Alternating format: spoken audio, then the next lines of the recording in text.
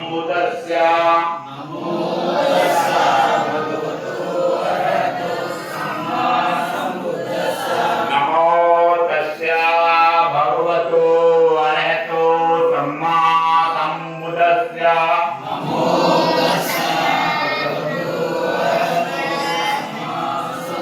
नमो तस्सा भगवतो अरहतो सम्मा सम्बुद्धस्सा नमो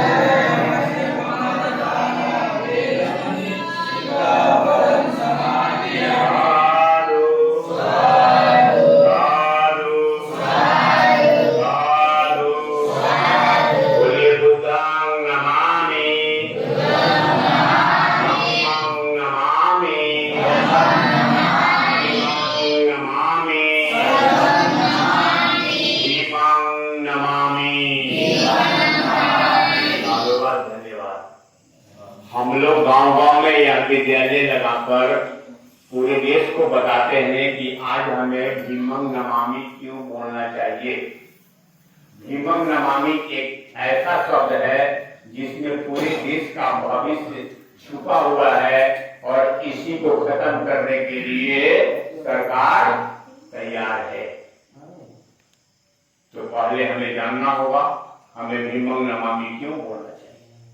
भीमं का मतलब होता है भीम का दिया हुआ भारतीय संविधान और नमामि का मतलब होता है हम लोग भारतीय संविधान को नमामि बोलते हुए नतमस्तक होते हुए भारतीय संविधान के धाराओं को अंगीकार करते हैं और दीक्षा भूमि में बाबा साहब ने भीम का जो 22 प्रतिज्ञा दिया गया था उस 22 प्रतिज्ञा को भी स्वीकार करते हैं।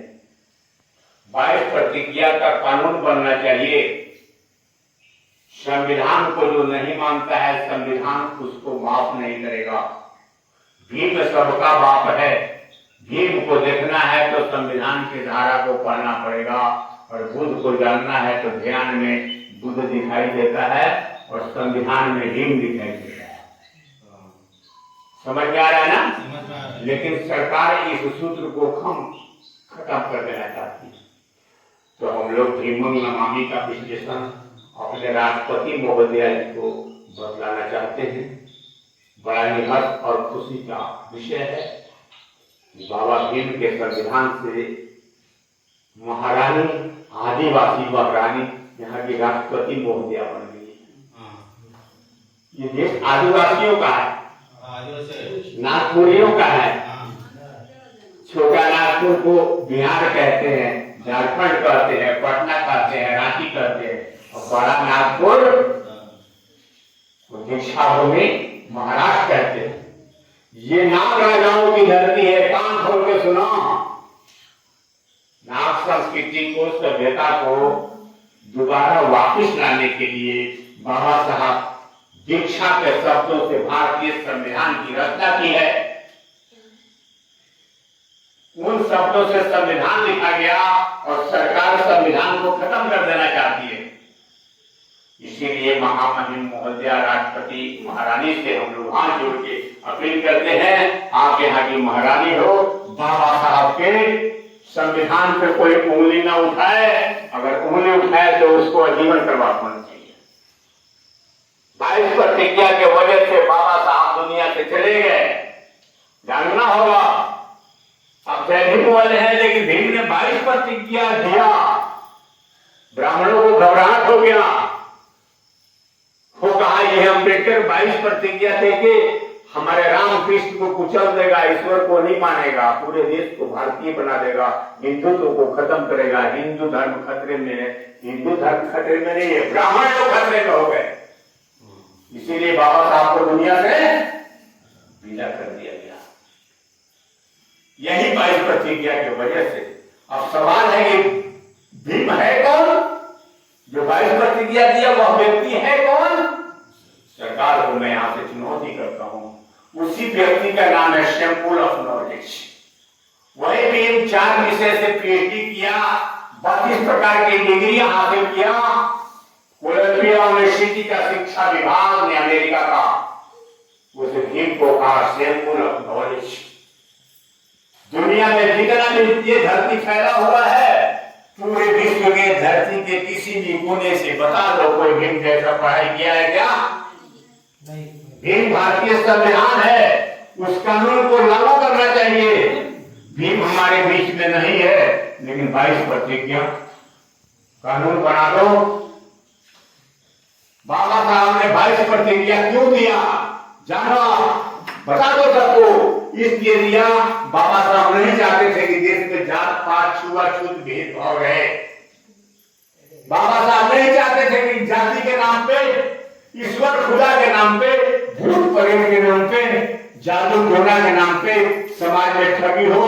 बाबा साहब नहीं चाहते थे कि देश में सांप्रदायिक दंगा हो, हिंदू मुसलमान का लड़ाई हो। बाबा साहब चाहते हैं पूरा राष्ट्र हमारा एक परिवार हो।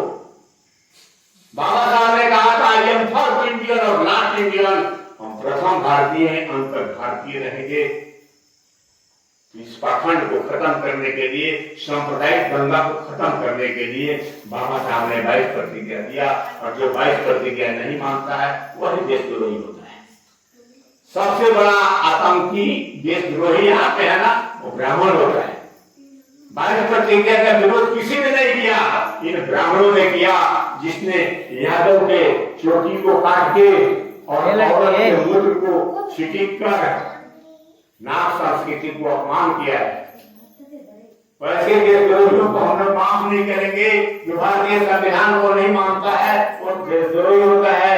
इसीलिए भीमं नमामि बोलते हुए हम लोग भारतीय संविधान के धाराओं को अंगीकार करते हैं और 22 प्रतिज्ञा को स्वीकार करते हैं। सबको समझ में आ गया ना? देश में 22 प्रतिज्ञा कानून बनाने की जरूरत है और हर इंसान पर एक समान लागू कर देने की जरूरत है। इसीलिए हम लोग भीमं नमामि बोलते हैं। अब मैं आप लोग को बताने जा रहा हूं बाबा साहब के दीक्षा के जो शब्द है वह शब्द भारतीय संविधान का धारा है, आर्टिकल है, कानून है, नियम है। कैसे है? देखो, दीक्षा का शब्द कहाँ से शुरू होता है? शब्द कहाँ से शुरू होता है? 5 उंगली से शुरू होता है। मेरे हाथ में कितना उंगली है?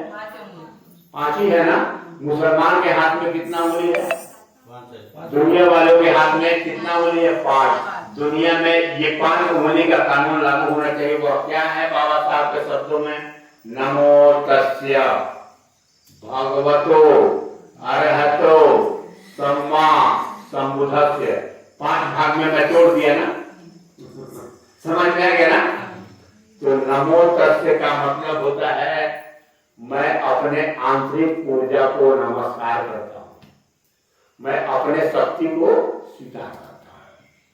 ये दीपक है ना, जलता है ना, तो हम भी दीपक है, जलते हैं। आंतरिक ऊर्जा, अपने ऊर्जा को, अपने शक्ति को हम नमस्कार करते हैं। नमो तस्य का मतलब यही होता है। दूसरा ऊर्जा क्या है? भगवतो। भगवतो का मतलब होता है मैं अपने बुरे विचारों को महसूस करता हूं कि मैं कितना गलत हूं।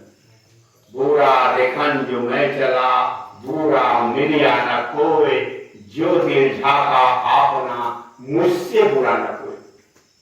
हम भी बुरे हैं, मोदी जी बुरे हैं, जोगी जी बुरे हैं, ये पाठशाला बुरा है। ध्यान से सुनो, खड़गे साहब को भेज देना। पाठशाला ये बुरा है, इसका नाम है बालवाड़ी। हमारे यहाँ आंगनबाड़ी। बिहार में चले जाओ भैया, केंद्र सरकार ही संचालित करती है। बिहार में जाएंगे ABCD जरूर देखने को मिलता है, लेकिन ये नहीं पोता हुआ है। क ख ग घ य र ल अ आ ई पढ़ने को मिलता है। वहां तो बिहारी में नहीं लिखा। बिहार सरकार बिहारी भाषा नहीं पढ़ाती है। इसका नतीजा जानते हैं क्या होता है? बिहारी का हीरो हर जगह दिखाई देता है। बाल-बाल से बच्चे ABCD जान जाते हैं, क ख ग घ अ आ ई जान के हाँ इंटरनेशनल हीरो बन जाते हैं। हाँ जी, मैं बिहारी बोलूंगा तो हमको नहीं लगता है कि कुर्सी मिलेगा, और आप भी कर्नाटका बोलेंगे तो दिल्ली के कुर्सी पे नहीं मिलेगा। याद रखो, आप कर्नाटका वाले हो, पूरे पार्लियामेंट में एक ही हीरो है, जिस हीरो का नाम है दादा खड़गे साहब। मैं उनके यहाँ कर्नाटका भवन में जाता हूँ, मेरे चेहरा को पहचानते हैं। ये रिकॉर्डिंग भेज देना कि भांते जी ने ऐसा शिकायत किया है, इन बच्चों के साथ तुमने क्यों धोखा दिया है। जो बच्चे गोद से पैदा होते हैं, दादी उनको कर्नाटका में प्यार मोहब्बत की बात बताती है कि नहीं, खाना खाने की बात बताती है कि नहीं, खेलने कूदने की बात बताती है कि नहीं। जो बात, जो विषय दादी दादा ने पढ़ा दिया, उसको यहाँ बोलने की क्या जरूरत है। इधर ABCD XYZ, इधर क ख ग घ लिख दिया जाए तो क्या बच्चे भारतीय नहीं बनेंगे। ये बाबा साहब के मिशन को मिटा देने का बहुत बड़ा षड्यंत्र है। मैं चुनौती करता हूं कि जितना भी दक्षिणी भारत है, यहाँ मुसलमानों की आबादी सबसे ज्यादा है। बात सही है कि गलत है? मुसलमान लोग अपने मस्जिद से कभी कर्नाटका भाषा, मराठी भाषा बोलते हैं क्या? मुसलमानों का 2 ही भाषा है, एक अरबी है, दूसरा उर्दू है। उर्दू का मतलब हिंदी भाषा होता है। हिंदी भाषा में 90% उर्दू लफ्ज होते हैं। मुगलों का राज था, मुसलमानों ने लाल किला बनाया है, मुसलमानों ने बोलते हैं, क्या बोलते हैं, जामा मस्जिद बनाया है, कुतुब मीनार बनाया है। तो कहने का मतलब है सरकार आपको हिंदू मुसलमान में झगड़ा लगा कर रखना चाहती है। वो जानती है कि ये लोग अगर बचपन से हिंदी जानेंगे तो मुसलमान से दोस्ती हो जाएगा और हमारी सरकार खत्म हो जाएगी। इसीलिए हम लोग को इसको तोड़ के रखना चाहिए। तो सच में हम टूटेंगे नहीं। बाबा साहब का मिशन है आई एम फर्स्ट इंडियन और लास्ट इंडियन। मैं प्रथम भारतीय हूँ, अंत भारतीय रहूंगा। ये ABCD XYZ के बाद यहाँ जरूर बोल दीजिएगा, खड़गे दादा कानून बना दो, क ख ग घ अंगा लिख देने का, फिर इसको जरूरत नहीं पड़ेगी। यही मेरा शिकायत है, इन नन्हे मुन्ने बच्चों के साथ सरकार धोखा न दे। यही बोलते हैं भगवतो, तुम देखो हम कितने गलत हैं। बुरा देखन जो मैं चला, बुरा मिलिया न कोई, जो दिल झाका अपना, मुझसे बुरा न कोई। बनते जी भी बहुत बुरे हुए कि नहीं आते हैं, काम नहीं करते हैं। जोगी जी बुरे हैं, अपने को हिंदू कहते हैं। मोदी जी भी बुरे हैं और ब्राह्मणों के चक्कर में रहते हैं। इसीलिए हम लोग अपने अपने बुराई को खत्म करें, एक अच्छा नैतिक भारतीय इंसान बने, मंत्री बने, संतरी रहे, हिंदू मुस्लिम का भेद को खत्म कर दे। इसीलिए हम लोग को भगवतो बोल के गलत विचारों को महसूस करना चाहिए। अरहतों का मतलब क्या होता है? ध्यान से सुनिए। तथागत बुद्ध ने अपने मार्ग को स्वयं मार दिया, हम लोग भी अपने मार्ग को मारने की खत्म करें, अपने बुरे कर्मों को खत्म करने की क्षमता रखे। इसको बोलते हैं अरहतो। ये 3 हुआ। चौथा जो शब्द है सम्मा। सम्मा का मतलब होता है आंख का रोशनी। आप लोग कॉलेज करती है ना, फिल्मी दुनिया जानती है ना, एक लड़की गीत गाती है, याद रखना, मैं हूँ सम्मा, तू है परवाना, मुझसे पहले तू जल जाएगा। सुनी है ना? नहीं सुनिए लोग, नहीं सुनी है? मैं हूँ सम्मा, तू है परवाना। मोदी को बोलो, मैं हूँ सम्मा, तू है परवाना, मुझसे पहले मोदी का तू ही जल जाएगा। आंख के रोशनी को सही करो। सम्मा का मतलब आंख का रोशनी होता है।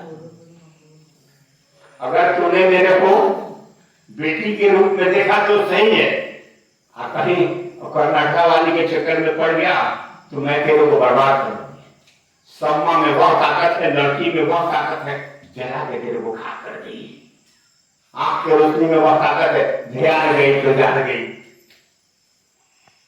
ठीक है, लड़की के चक्कर में पड़ा, सम्मा है भैया, वो जला के खा कर देगी।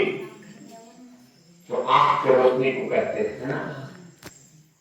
विज्ञानी का नाम जानते हैं ना, लड़की के आंख को कहते हैं, लड़का के आंख को नहीं कहते। तो अपने इस आंख के रोशनी को, सम्मा को सही ठीक करो, नहीं तो तुम्हारा आंख का रोशनी तेरे को बर्बाद कर रहा है। सम्मा असंबुद्धस्य का मतलब होता है अपने चित्त को, अपने दिमाग को भी प्रशुद्ध करो। इंसान का आंख का रोशनी और दिमाग का रोशनी जब एक हो जाता है तो इंसान सम्यक संबुद्ध। सम्यक यहाँ है, संबुद्ध दिमाग में है। इंसान क्या बनता है? सम्यक संबुद्ध बनता है, इंसान प्रबुद्ध बनता है, इंसान बुद्धिमान बनता है, इंसान डॉक्टर कलाम बनता है, वैज्ञानिक सम्राट बनता है, सुई से जहाज बनाने की जो क्षमता है आंख में और दिमाग में है। सही है ना? इसी को हम लोग कहते हैं नमो तस्य भगवतो अरहतो सम्मा संबुद्धस्य। ये 5 प्रकार के जब ऊर्जा को हम एक करते हैं तो हमारे अंदर जो ऊर्जा पैदा होता है उस ऊर्जा को कहा गया है अत्या दीपो भव। तुम अपने प्रकाश से स्वयं प्रकाशित बनो। इस बात को बाबा साहब ने भारतीय संविधान की किताब पर आर्टिकल के रूप में बनाया है, चित्रण किया है। आर्टिकल का मतलब चित्रकारी किया है। कहाँ पे? संविधान की किताब पे कौन सा चित्र है ये आप लोग को जानना होगा। उसको बोलते हैं राष्ट्रीय चिन्ह अशोक स्तंभ।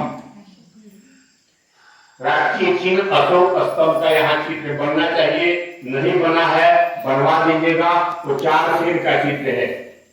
अशोक स्तंभ में क्या होता है? चारों दिशाओं का सिर बना होता है और नीचे लिखा होता है सत्यमेव जयते। रक्षा करो, प्रकृति के साथ चलो। जल है तो कल है, नहीं तो सबको मरना कल कल। नेचर है ना, आदिवासियत है ना, प्रकृति है ना, इसकी रक्षा करो, इसके साथ चलो। और संघम शरण गच्छामि का मतलब होता है समाज के साथ चलो, समाज की सेवा करो, समाज की रक्षा करो। समझ में आ गया ना? ये 3 रत्नों को बचाना पड़ेगा। इसी 3 रत्नों को बचाने के लिए बाबा साहब ने भारतीय संविधान के किताब में वो पंचशील का आरक्षण लिखा है। पंचशील क्या है? आरक्षण है। हमारे हाथ का 5 उंगली क्या है? आरक्षण है। 5 उंगली में आरक्षित होने की क्षमता है। देखो 5 उंगली आरक्षित होता है तो मुट्ठी भर का ताकत मिलता है। समझ में आ गया ना? आरक्षित का मतलब पूरी व्यवस्था को एक साथ कर देना। 5 भाइयों को एक साथ कर दो, 5 उंगलियों को एक साथ कर दो, इसको बोलते हैं आरक्षित कर दो। ताकत मिलता है कि नहीं? तो भारतीय संविधान का जो आरक्षण है उसको सरकार खत्म कर दिया है, क्योंकि हमारे लोगों ने समझा ही नहीं। भगवान चाहिए कि संविधान चाहिए? बताओ। संविधान चाहिए, भगवान नहीं चाहिए। भगवान को किसी ने नहीं देखा है, याद रखो। 3 जगह पे भगवान नहीं रहता है। कहां कहां नहीं रहता है? मेरा जन्म कैसे हुआ है मां जानती है। आप लोग जानती है ना बच्चा कैसे पैदा होता है? बुरा नहीं मानेगी ना? माँ बाप नहीं होगा तो बच्चे का जन्म नहीं होगा। माँ के सीट पे बाप होता है ना, माँ बाप का सेवा होना चाहिए। भगवान में डॉक्टर में कोई नर्स नहीं, बायोलॉजी से पढ़ते थे कि हमारी सरकार जो है ना क्या बोलते हैं मंदिर बना दिया उसको, अस्पताल को, अस्पताल में मंदिर लिख दिया। लेकिन नहीं, हमें मंदिर भगवान की जरूरत नहीं है, अच्छा अस्पताल की जरूरत है। अस्पताल में कहीं भगवान नहीं है, डॉक्टर और नर्स की जरूरत है। और कहाँ भगवान नहीं होता है? न्यायालय में भगवान नहीं होता है। कोई व्यक्ति जेल जाता है, क्यों? संविधान को नहीं मानता है तो जेल जाता है और वहां उसको न्याय मिलता है वकील और न्यायाधीश से। तो न्यायालय में भी भगवान नहीं होता है। दुनिया में कहीं भी भगवान नहीं होता है, नहीं होता है, नहीं होता है। और संविधान होता है। तो नकारो संविधान को, संविधान को आप स्वीकार करो और भगवान को खत्म कर दो। और संविधान को चलाने के लिए बाबा साहब ने वो 5 प्रकार का आरक्षण दिया है। उस आरक्षण को हम लोग देश में सख्ती से लागू करें, सबको बता दें ये तहसील का आरक्षण क्या है।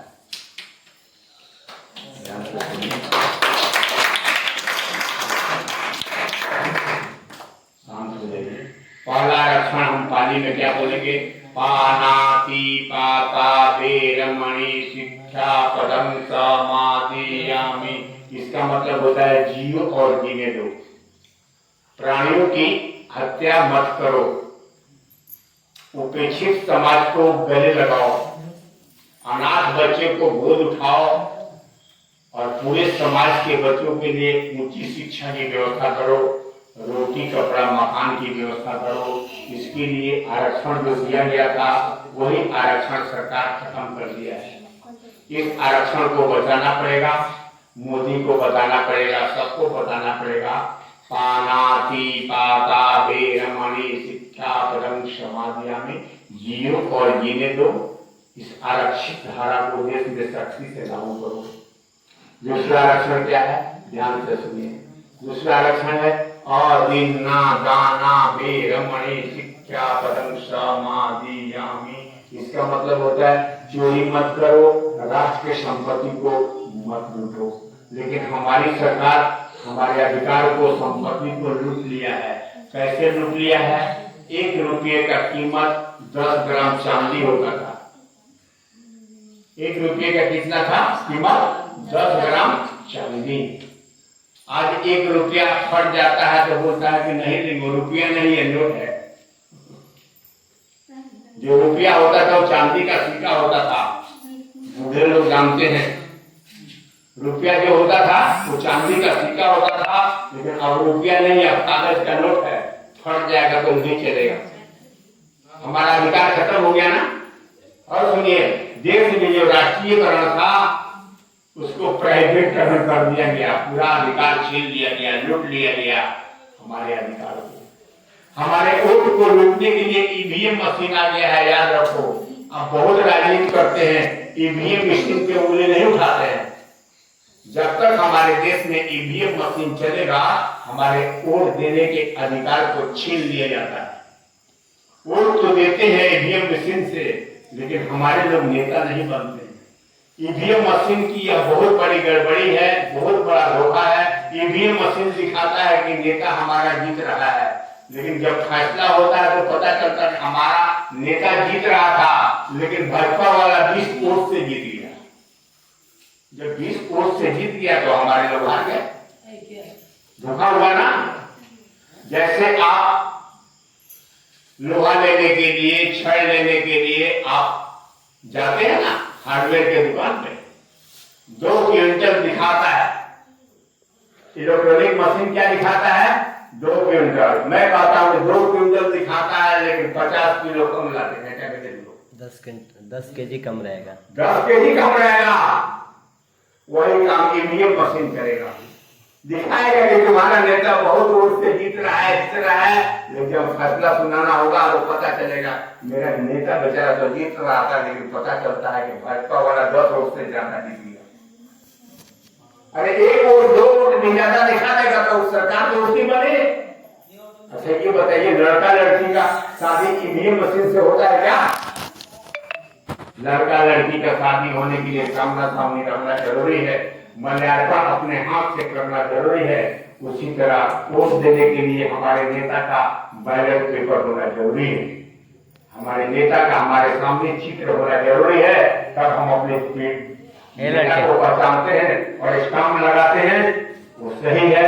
बाकी ईवीएम मशीन हमारे वोट के अधिकार को छीनने का सबसे बड़ा षड्यंत्र है, इसी को बोलते हैं अभिन्ना दाना बेरमणी शिक्षा पदम समाधियामी। चोरी मत करो, राष्ट्र की संपत्ति को मत लूटो, जो लोग लूटता है उसको कड़ी से कड़ी सजा होना चाहिए। ये आरक्षण देश में सख्ती से लागू होना चाहिए। तीसरा आरक्षण क्या है, ध्यान से सुनो। तीसरा आरक्षण क्या है, कामेषु मिथ्याचारा वेरमणि शिक्षा पदम समाधियामी। इसका मतलब होता है हमारे जवान बहन बेटियों की इज्जत को मत लूटो। औरत हो जान लो, तुम लोग को इज्जत को लूटने के लिए सनातन धर्म में वो पिन की ब्राह्मण के लिंग की पूजा कराई जाती है। राधा के पत्नी का नाम रुक्मणी था और राधा जो है उसकी मामी थी। कृष्ण ने अपने मामा कंस का हत्या किया और मामी को रखन बना दिया। आज भी यहाँ के लोग मामी की बेटी से शादी करते हैं, मामी को रेप करते हैं, मामी को गाली देते हैं। ये सनातन धर्म में बहन बेटियों की इज्जत को लूट लेते हैं। आसाराम बापू है ना, राधा कृष्ण का रास बचाने में आजीवन प्रवास हुआ कि नहीं? राम रहीम बेटी की उम्र के जैसा रेप करता था, आजीवन प्रवास हुआ कि नहीं? ध्यान से सुनो, शिक्षा पदम समाधि में हमारे बहन बेटियों को इज्जत सुरक्षित बना रहे, यह कानून हमारे देश में सख्ती से लागू होना चाहिए। समझ में आया? शोर मत कीजिए, ध्यान से सुनिए। चौथा आरक्षण है मूसावादा वेरमणि शिक्षा पदम समाधियामी। झूठी भाषण मत दो, झूठी बकवास मत करो, गंदी राजनीति मत करो, सांप्रदायिक दंगा मत करो, ईश्वर गाड़ के नाम पे, पूजा पाठ के नाम पे समाज में ठगी मत करो, भूत प्रेत के नाम पे देश को बर्बाद मत करो। कभी भी जीवन में सांप्रदायिक दंगा नहीं हो हमारे देश में। इसके लिए बाबा साहब ने 22 प्रतिज्ञा दिया है। आप लोग जय भीम वाले हैं, बाबा साहब 22 प्रतिज्ञा क्यों दिया? हमारे देश से जात पात छुआछूत भेदभाव खत्म हो जाए, सांप्रदायिक दंगा खत्म हो जाए, हर जगह नारियों का अवरोध सुरक्षित बना रहे, इसके लिए 22 प्रतिज्ञा दिया है। तो चौथा सील मूसावाद को खत्म करने के लिए, गंदी राजनीति को खत्म करने के लिए देश का दिया गया 22 प्रतिज्ञा का कानून बनाओ और देश में सख्ती से लागू करो। ये लड़का पांचवा सील है सूरा मेरिया मज्जू पमाजू ठाना वेरमणि शिक्षा पदम समाधियामी। किसी भी प्रकार का नशा का सेवन मत करना। हमारी नालायक सरकार नशा के व्यापार में सबसे आगे है। ट्रेन में नशा बेचे जाते हैं, ट्रेन में लिखा होता है धूम्रपान निषेध है, और फिर ये सिगरेट और सबसे ज्यादा बीड़ी जो है ना, तो ट्रेन में खरीदने को मिल जाता है, गुटखा मिल जाता है, क्या क्या मिलता है। जब तक हमारे लोग नशा करेंगे तब तक आपका नाश होते रहेगा। हमारे लोग ही शराब पी के बैठते हैं, शराब पी के भंते जी को उल्टा सीधा भी बोल देते हैं। तो मेरे भाई नशा मत करो, नशा ही नाश की करनी है। इसको कानून बनाओ, नशा बेचने वाले को आजीवन प्रवास कर दो और पीने वाले को 5 साल का सजा दे दो। नशा को खत्म करना होगा। जब तक हमारे समाज में नशा चलेगा, हमारे समाज का नाश होगा, विनाश होगा, देश बर्बाद होगा। यही पंचशील का 5 उंगली है। इस कानून को देश में सख्ती से लागू कर दो, देश हमारा प्रबुद्ध भारत बनेगा, बाबा साहब का पूरा मिशन पूरा हो जाएगा। सबको समझ में आ गया ना? तो एक उंगली के महत्व को समझिए। एक उंगली के महत्व को समझ सकते हैं तो देश को बदल सकते हैं। ये बच्चों के लिए मैं आर्टिकल पेश करता हूँ, एक उंगली का महत्व। ठीक है ना? सारे बच्चों एक उंगली को देखो, उधर नहीं, मेरे उंगली को देखो, बहुत ताकत मिलेगा। जय भीम अभिवादन, जय भीम अभिवादन। तुम सबको करते जाना, प्रातः जग कर तुम पढ़ना और पढ़ाना। बच्चों याद रखोगे या भूल जाओगे? बोलो याद रखोगे या भूल जाओगे? बनना है तुमको जय हिंद का सिपाही, संविधान के पथ का तुम्हें बनना है राही, शासन करता तुम जमात बन जाना, वो काम के कुर्सी पर तुम बैठ जाना। बोलो याद रखोगे या भूल जाओगे, बोलो याद रखोगे या भूल जाओगे।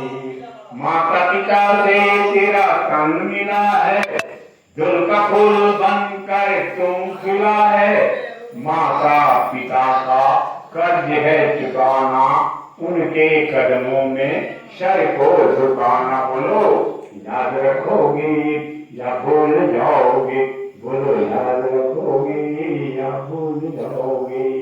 करना है तुमको खुद का समीक्षा, संकट काल में होगी तेरी परीक्षा, संकट काल में तुम जरा न भयवाना, जय हिंद का शेर बनकर गुरगुराना। बोलो याद रखोगे या भूल जाओगे, बोलो याद रखोगे या भूल जाओगे। बाबा भीम का मिशन है अधूरा, बच्चों तुम्हें ही करना होगा पूरा, जय हिंद का लाल तुम बन जाना, और 22 प्रतिज्ञा तुम लोग हरदम दोहराना। बोलो याद रखोगे या भूल जाओगे? 22 प्रतिज्ञा दोहराएगी ना, अफसर बनेगी तो ये कानून बना देना प्यारे बच्चों, इसके लिए क्लास लगाया गया है, कभी नहीं भूलेगा ना। भीम के एक उंगली को नहीं भूलना, 22 प्रतिज्ञा को नहीं भूलना, आपका जन्म ही हुआ है देश चलाने के लिए, इस बात को नहीं भूलना। प्यारे बच्चों, देश खतरे में है, संविधान को बचाना होगा। संविधान को बचाने के लिए आप बच्चों के सामने एक नेशनल प्रेयर, नेशनल गीत पेश करता हूँ, हाथ जोड़ लो और ध्यान से सुन लो, कल से आगे याद कर सकती है संविधान को कैसे बचाया जाए। रेडी। संविधान की धारा जानो, संविधान पढ़ो सब कोई रे, संविधान की धारा से देश सोने की चिड़िया होए रे, संविधान की धारा से देश सोने की चिड़िया होए रे।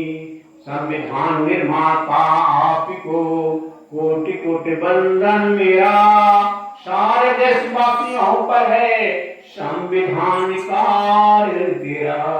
संविधान हमारी जान है, संविधान देश के शान है, संविधान के सत्यमेव जयते से भारतवर्ष महान है। संविधान को देश का राष्ट्रीय ग्रंथ बनो सब कोई रे, संविधान की धारा जानो, संविधान पढ़ो सब कोई रे। बहिष्कृत भारत को जय भीम ने संविधान से रोशन किया, प्रबुद्ध भारत बनाने खातिर बुद्ध उनका नाम दिया। समता मुल्क समाज खातिर बौद्धों का दीक्षा लिया, हर मानव के बौद्धिकता खातिर 22 प्रतिज्ञा भी दिया।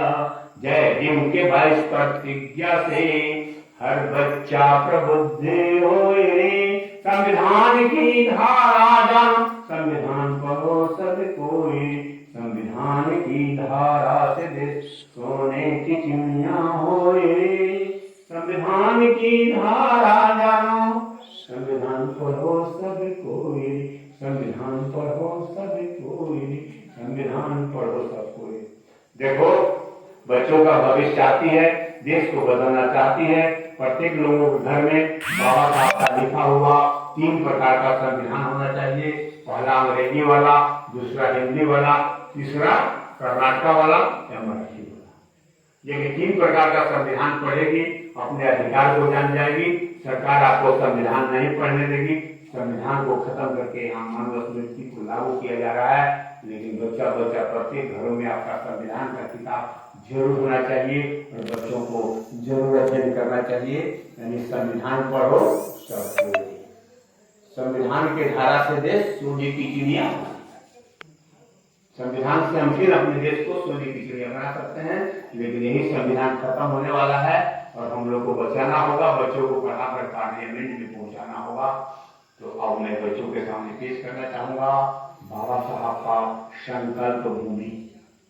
कुछ भी काम करने के लिए, पढ़ने के लिए, लिखने के लिए, आगे बढ़ने के लिए इंसान को संकल्प करना होता है। प्रॉमिस, जानना पड़ेगा बाबा वादा। साहब का संकल्प भूमि कहाँ है। क्या आप लोग जय भीम परिवार के बहुत बुजुर्ग हैं, बड़े लोग हैं, आप लोग कभी बता सकते हैं कि बाबा साहब का संकल्प भूमि कहाँ है? नहीं बता पाएंगे। 1 मिनट में जानिए, बाबा साहब का संकल्प भूमि बड़ोदरा गुजरात में है। सयाजी गायकवाड़ के गार्डन में बगीचे में है। वहां बरगद गाछ के नीचे भीम रोते हुए क्या संकल्प किए थे, याद रखो मत भूलना। भीम रोते हुए बरगद गाछ के नीचे कहा था, अगर मैं अपने समाज से, अपने देश से छुआछूत का खात्मा नहीं किया तो मैं अपने आप को गोली मार लूंगा। भीम ने गोली नहीं मारा, पूरे समाज से छुआछूत का खात्मा कर दिया। उसी तरह प्यारे बच्चों, आप लोग को संकल्प लेना होगा और मैं आप लोग को संकल्प लूंगा। माँ बाप के सामने जाके कहना, मेरे माता पिता, मेरी मम्मी पापा, मैं आपको धन्यवाद दे रही हूँ। आपने जन्म दिया है लेकिन देश चलाने के लिए जन्म दिया है। आपका जन्म क्यों हुआ है लड़का? जब आपका जन्म क्यों हुआ है? देश चलाने के लिए। ध्यान से सुनो, एक ब्राह्मण कहता है अपने बेटा को, ब्राह्मण अपने बेटा को क्या कहता है? बेटा, हम लोग ब्राह्मण हैं, श्रेष्ठ कुल में तेरा जन्म हुआ है राजपुरोहित बनने के लिए। ब्राह्मण अपने बेटा को क्या सिखाता है? तेरा जन्म हुआ है राजपुरोहित बनने के लिए। वो बहुत पढ़ता है, लिखता है, नौकरी नहीं लगता है तो घर घर का पुरोहित बन जाता है। सही है ना? बहुत पढ़ता है, पढ़ने के बाद जब नौकरी नहीं लगता है तो क्या करता है? घर घर का पुरोहित बन जाता है, क्योंकि ब्राह्मण है। उसी तरह आपको भी याद करना पड़ेगा। आप जय भीम वाली हो, सिंबल ऑफ नॉलेज की बेटी हो, भीमा कोरेगांव सैनिकों की बेटी हो। तुम्हारा जन्म हुआ है देश को बदलने के लिए, देश को चलाने के लिए। नौकरी करना कोई जरूरी नहीं। भीम नौकरी किए होते तो संविधान शिल्पीकार बनते क्या? मैं भी नौकर था, मैं भी फैक्ट्री में काम करता था, जीएसटी लिमिटेड का मैं फर्निचर था। आज भी मेरा तनख्वाह अगर होता तो 1.5 लाख से कम नहीं होता। उसको मैं लाख मारा, मैं नौकरी करता तो क्या मैं आपको पढ़ाता क्या? आपका जन्म ही हुआ है देश को चलाने के लिए। माँ से कह देना, अगर मैं अफसर नहीं बनी तो मैं जाके गोली मार लूंगी माँ, लेकिन तू गोली नहीं मारेगी, अफसर बन के निश्चित दिखा देगी।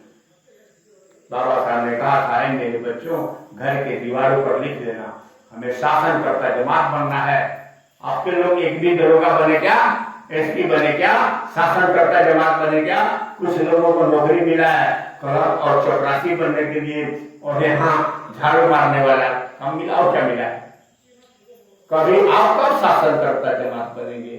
आप जय भीम की बेटी है, ब्राह्मण की लड़की किरण बेदी बन के और दिल्ली में राज्यपाल बन गई। आपको कब समझ में आएगा? संकल्प ले लो, मेरा जन्म हुआ है देश चलाने के लिए, नौकरी करने के लिए नहीं। चलो पढ़ने वाले बच्चों हाथ जोड़ो। हम लोग आपके प्यार से, आपके सुझाव से अच्छी पढ़ाई करेंगे। पढ़ लिख कर हम लोग जय भीम का परिवार बनेंगे। हम लोग जय भीम का शेर बनेंगे, गणपति का सुहानी बनेंगे। हम लोग बाबा साहब के अधूरे मिशन को साकार करने के लिए बॉम्बे से, बेंगलोर से अच्छी पढ़ाई करेंगे और दिल्ली इंडिया गेट पर चढ़ाई करेंगे। मेरे बाबा, आपका मिशन अधूरा हम बच्चे मिलकर करेंगे पूरा। जैसा हम लोग बोरिया से आए हुए बच्चे जी के सामने सम्यक संकल्प लेते हैं। हमारे माता पिता, ये दादा दादी, ये समाज के बड़े बुजुर्ग लोग हमारे सहायक बनेंगे और साथ बनेंगे। धन्यवाद प्यारे बच्चों, आपने जो संकल्प लिया जरूर आपका पूरा होगा। लेकिन बूढ़े लोग सुन रहे, इसका मतलब हुआ जो 55 का है वो बच्चों को अपने साथ रखे और रात में 3 बजे जग जाओ और बच्चों को भीम समझ के पढ़ाओ। ये रामजीराव सुबेदार ने किया था। आप लोग ये सोते हो 8 बजे तक बच्चे सोते हैं, 9 बजे तक। अगर आप अपने बच्चे को भीम बनाना चाहते हो तो आप लोग को सुबेदार बनना चाहिए और शिक्षा के लिए हर कुर्बानी देना चाहिए। फालतू पैसे नहीं बर्बाद करना चाहिए। निश्चित है कि बच्चे शासन करता जमात करेंगे और बाबा साहब के अगले मिशन को पूरा करेंगे। चलिए, मेरा अंतिम शब्द के लिए आप लोग जरूर हाथ जोड़ लीजिए, फिर मेरा आवाज विराम कर जाएगा। हे तथागत सम्यक समुद्धे हम सभी को शुद्धताई दीजिए, दूर करके हर बुराई को सब में भलाई दीजिए।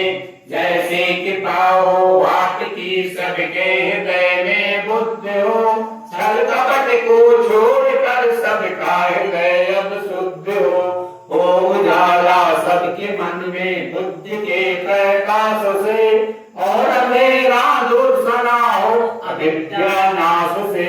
हम सभी बौद्धिक बने, सब में वैज्ञानिक सोचे हो, भले के सहयोगी नहीं एक पर बोझ हो।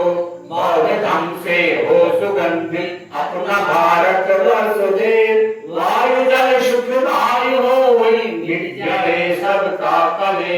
पंचशिलानी बनकर हमने बुद्ध के दमदूत बने, भय प्रतिज्ञा पालन कर हम जय भीम के सपुत्र बने। साधु साधु साधु। और छोटे बंदे जी का क्लास शुरू होगा, जो हमसे भी ज्यादा कीमती क्लास है। इसका भी आप लोग आनंद लेंगे। साधुवाद, धन्यवाद। सपेतियो विवाचन्तो सापरो विनशतु, माते भवन्तन्तरायो सुखे दीर्घायुको भव। अभिवादनशील च नीचन् बुधा पचाइनो चत्तारो, धम्म वदन्ति आयु वनो सुखं बलं।